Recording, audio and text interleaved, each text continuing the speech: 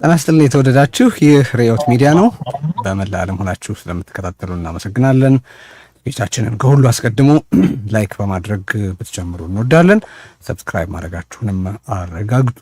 በተጨማሪ ርዕዮትን ጥቂት ገፋ አድርጋችሁ መደገፍ ከፈለጋችሁ በ2022415818 በዜልና በካሻፕ መደገፍ ትችላላችሁ። ወይም በርዕዮት inc@gmail.com REYOTINC@gmail.com በፔፓል ተመሳሳይ ድጋፍ ማድረግ ትችላላችሁ። በጣም እናመሰግናለን። ላይክ ማድረጉን አትርሱ።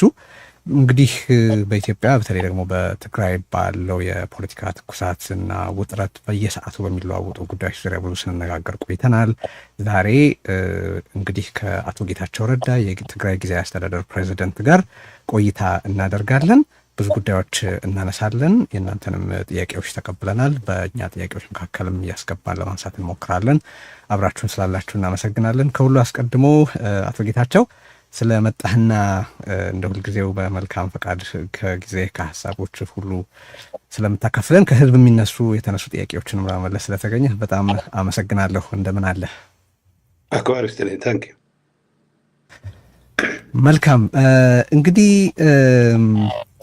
ከቀዳሚ ጀምሮ አቶ ጌታቸው ከጊዜያዊ አስተዳደር ፕሬዚደንትነት ቦታ መነሳትህና በጀነራል ታደሰ ወረደ መተካትህ በስፋት እየተነገረ ነውና እንደዛ ነው ወይ? ዛሬም የትግራይ ጊዜያዊ አስተዳደር ፕሬዚደንት ነህ ወይስ ማለት ያው ተተኪ ያልተዘጋጀልህ ማለት ነው ወይስ እስክትተካ ድረስ ስልጣን ለማስረከብ እየጠበክ ነው? እስቲ ይሄን ነገር ክሊር አድርግልን መጀመሪያ። ወይ እንግዲህ እስካሁን የማውቀው የተደረገ ለውጥ የለም። ያው ማህተብም አላስረከብኩም። ስለዚህ ምናልባት የሚደረግ ለውጥም ወይም የሚደረግ ሽግግርም ካለ በይፋ እስካውቀው ድረስ የጊዜያዊ አስተዳደሩ ፕሬዚደንት እንደሆንኩ ነው የማውቀው። ይሄ ጉዳይ ያን ያክል ብዙ ሊያጨቃጭቅ የሚገባው ሊሆን የማይገባው ጉዳይ ነው የነበረው። ለማንኛውም ግን እንዳልኩ ነው እስካሁን ማህተሙ በእጄ ነው ያለው ነው ማለት ነው። የተደረሰ ስምምነት ግን አለ ማለት ያው ብዙ ደጋፊዎችም ተቃዋሚዎችም አሉ እንደምታውቀው። ደጋፊዎች ወይም በአጠቃላይ ቆመህለታል ብለው የሚያስቡትን ኮዝ የሚደግፉ ሰዎች ሁኔታውን ማወቅ ይፈልጋሉ እና ምንድን ነው በእርግጥ ያለው የተደረሰበት ስምምነት አለ? የምታውቀው ለውጥ አለ ወይ? የተደረሰበት የማውቀው ስምምነት የለም። አንድ ነገር ግን 2 ዓመት ሞልቶታል ዛሬ ጊዜያዊ አስተዳደሩ እንዳለመታደል ሆኖ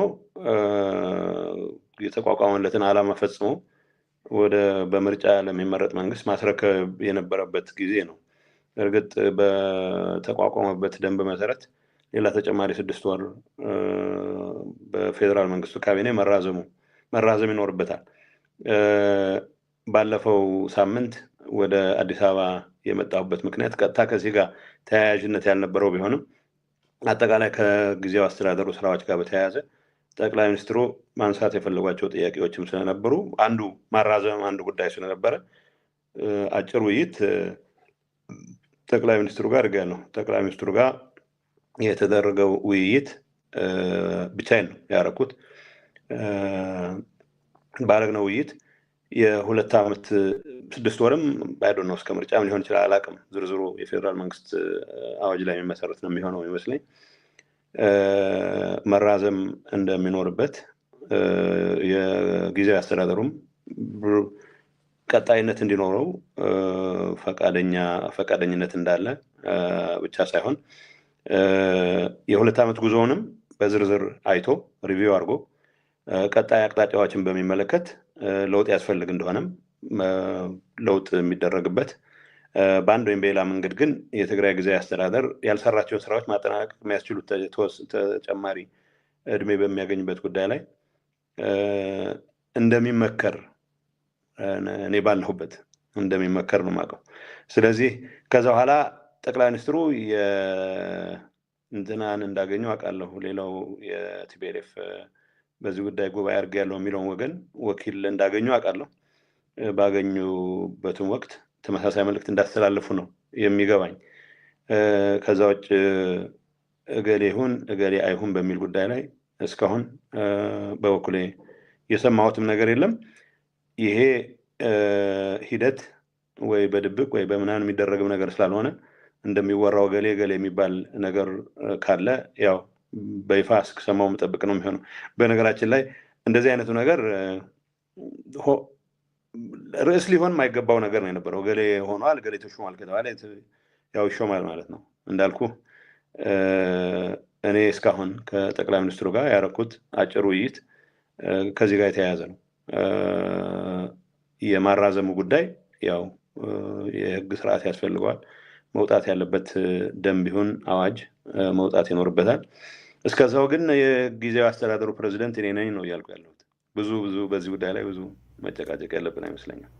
እሺ፣ በቅርቡ ሸራተን በሰጠው መግለጫ ላይ የተነሱ ነጥቦች አሉ በጣም ያነጋገሩ፣ ዛሬ ላነሳ የምፈልጋቸው። ግን ከዛ በፊት አዲስ አበባ ሸራተን ላይ በሰጠው መግለጫ ላይ ወደ አነሳቸው ጉዳዮች፣ ወደ ዝርዝር ጉዳዮች ከመሻገሬ በፊት ከዚያ ስለ አካሄድህ ልጠይቅህ እስቲ። ማለት መቀለ ላይ መቆየትን የማይቻል ወይም የማይመረጥ የሚያደርግ የደህንነት ችግር ነበረብህ? የገጠመህ ነገር አለ? የሄድከው አሁን እንዳልኩት አዲስ አበባ የተጠራሁት ጠቅላይ ሚኒስትሩ ናቸው። በአጋጣሚ ፋንክሽን ውስጥ ባለሁበት ሰዓት ነው። እሳቸው የሀገር ውስጥ ጉብኝት ውስጥ ነበሩ። መገናኘት አለብን፣ አንዳንድ ጉዳዮች መነጋገር፣ በአካል ተገናኝተን መነጋገር አለብን አሉ። ከዛ በፊት ምናልባት እንደሰማው ይሄ ማህተም መንጠቅ ዘመቻ እየተካሄደ ነበረ። በብዙ መልኩ ይሄ ነገር እንዲቆም ተደጋጋሚ ጠይቄ ነበረ። መተላለፍ ያለበትንም ትዕዛዝ ህግን ተከትዬ ሰጥቼ ነበረ። ይሄ ሊሆን አልቻለም። በዛን ሰዓት እኔ የአፄ ዮሐንስ ሙት ዓመት የሚከበርበት ፋንክሽን ነበረ። እዛ ላይ በነበርኩበት ሰዓት ቀደም ብለው ጠቅላይ ሚኒስትሩ ነገ መገናኘት አለብን የሚል ጥያቄ ጠይቀው ስለነበረ አነሳ። ያው መሄድ ትኬት ቆርጠውልኝ ጉዞ ጀመርኩ። ከዛ በፊት እንዳልኩ አንዳንድ ደስ የማይሉ ነገሮች ነበሩ። የሰራዊት እንቅስቃሴ መቆም አለበት የሚል ጠይቀን፣ ስርዓት ኪዝ ነው ሰራዊቱ እንቅስቃሴ መቆም ያለበት። ሰራዊቱ እንደ ሰራዊት ሌላ የታለመለት ግብ አለ፣ መስራት ያለበት ስራ ይኖራል። ከዛ ውጭ ግን ማህተም የመንጠቅ እንቅስቃሴ ውስጥ መግባት የለብም የሚል ተደጋጋሚ ትዕዛዞችም ተጥሰው የሚደረጉ ደስ የማይሉ እንቅስቃሴዎች ነበሩ። በግሌ ለደህንነቴ የሚያሰጋ እዚህ ግባ የሚባል ምልክት አላየሁም ነበረ። እርግጥ ከማገኛቸው መረጃዎች አንጻር ቀጣይ ሂደት በዚህ ጉዳይ ውስጥ የተሳተፉት የሰራዊት አመራሮች የኔን እንቅስቃሴ መገደብ ፍላጎት እንደነበራቸው ሰማ ነበረ። ይሄ ከእነሱ እስካልሰማሁት ድረስ ከቁም ነገርም አልቆጠርኩትም። መገደብ ምን ማለት ነው? መገደብ ምን ማለት ነው?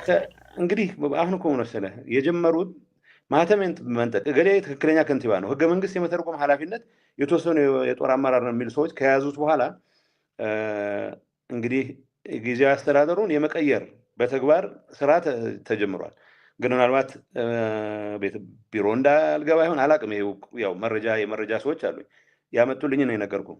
እንደዛም ሆኖ ግን በይፋ በዚህ ግባ የሚባል ነገርም ሰምቼ ስላልነበረ ከምክትሌም ጋር መገናኘት ካቆም ረዥም ጊዜ ሆኖናል። እሳቸው ብዙ ስታይላቸውም ነው የሆነ ችግር ሲፈጠር ብዙ ጊዜ ስልክ ማጥፋት ወይ መራቅ ነው እንደ እንትን የሚቆጥሩት። እነዛ ደረጃ ለህይወቴ የሚያሰጋ እዚህ ግባ የሚባል ነገር አለ ብዬ አስቤ አላቅም ነበር። በማንኛውም ግን ያኔ ወደ አዲስ አበባ ጉዞ 10 ሰዓት ተኩል አካባቢ ይመስለኛል በምናደርግበት ሰዓት ኬላ እንደነበረ አላቅም። ኬላ ተደርጎ ነበረ። እንግዲህ እኔ በአጀብ ነው የምሄደው። ኬላ ሲያስቆሙ የኔ ጠባቂዎች የምን ኬላ ነው የሚል ጥያቄ ያቀረቡ። አይ ማጣራት እንፈልጋለን የፕሬዝደንቱ ነው መኪናው ሲሏቸው እንደውላለን የሚል ነገር ሰሙ። ሰው የመስኮት ከፈትኩና ማን ጋር ነው የምትደውሉት የኔን ጉዞ ይመለከት ሲባል እዛ አካባቢ ያስተባብር የነበረው ወጣት የሰራዊት ኃላፊ ይመስለኛል። ያው እኔን እንዳየ ያው ትንሽ መከራከርም አልፈለገም። መንገዱን ከፍተውልን ሄድን። ኤርፖርት ገባው። ኤርፖርት አውሮፕላን በምንሳፈርበት ሰዓት እዚህ ግባ የሚባል ምንም አይነት ነገር አልነበረም። አውሮፕላን ውስጥ ከገባን በኋላ የገባን ነገር ምንድን ነው? የዛ አካባቢ ይህን ኃላፊነት የወሰደ ከፍተኛ የሰራዊት ኃላፊ እንዴት ታሳልፉታላችሁ የሚል ደንፍቶ ፓትሮል ይዞ ኤርፖርት ድረስ እንደመጣ አላሰማን። እኔ ምንም ኖቲስ አላረኩም። ፓትሮል ይዞ መጣ ብቻ ሳይሆን የፌዴራል ፖሊስ ስለሚጠብቀው የፌዴራል ፖሊስን ጥሶ መግባት አይችልም ወይ ወደ ግጭት ይገባል ማለት ነው። ግን እኔም አጃቢዎች አሉ። እንግዲህ ጥያቄው ወደ ግጭት ይገባል። ወደ ግጭት ከተገባ የሚፈጠረው ነገር እርግጠኛ መሆን አይቻልም። በቁጥር የኔ አጃቢዎች የሚበልጡ ይመስለኛል። ግን የኔ ጠባቂዎች ደስ የማይል ነገር እየተፈጠረ እንደሆነ ገምተዋል። ግን ያው መመለስ ሄደን መሟገት አንችልም። ወደ አውሮፕላኑ ተነሳ ሄዱ። አዲስ አበባ እንደገባን የነበረው ሁኔታ ሲመለሱም የነበረው ሁኔታ ኦብቪየስሊ ኬላው ዝም ብሎ ተራ ኬላ እንዳልነበረ፣ በነገራችን ላይ ምንም አይነት ኬላ መንግስት ሳያውቀው መቀመጥ አይችልም። እዛ አካባቢ ላይ የጦር ኃላፊዎች ብቻቸውን ያደርጉትም አይደለም።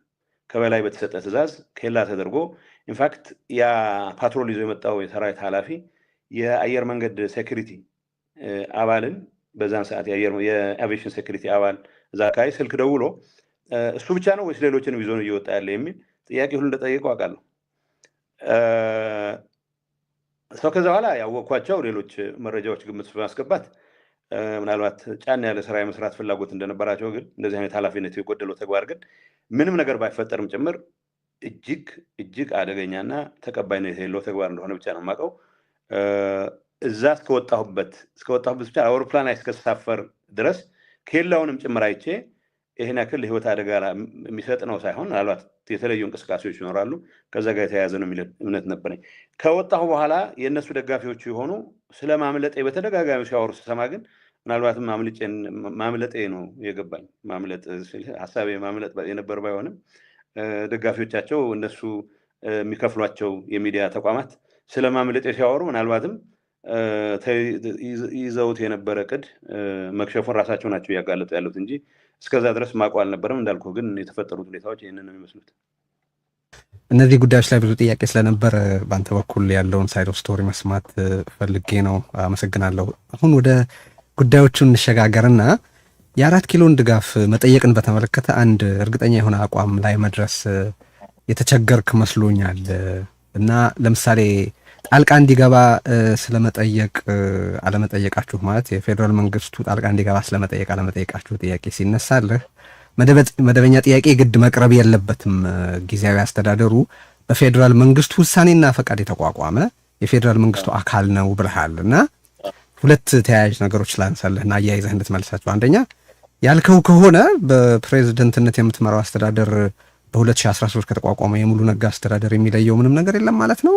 የፌዴራል መንግስቱ ፓርቲ ነው ወይስ ሞግዚት? እና ያ ሁሉ በመስረታ ሂደት የጠፋ ጊዜ የተካሄደ ኮንፈረንስ የህወሓት 51 በመቶ ውክልና የቲዲኤፍ እና የሌሎች ሁሉ ምን ትርጉም አለው ማለት ነው የሚል ነው። ሁለተኛ ስለ ድርድርና የትግራይን የድርድር አቅም መዳከምን በተመለከተ ብዙ ስትናገር ሰምቻለሁ። ስለዚህ ጊዜያዊ አስተዳደሩ የፌዴራል መንግስቱ አካል ከሆነ በነዛ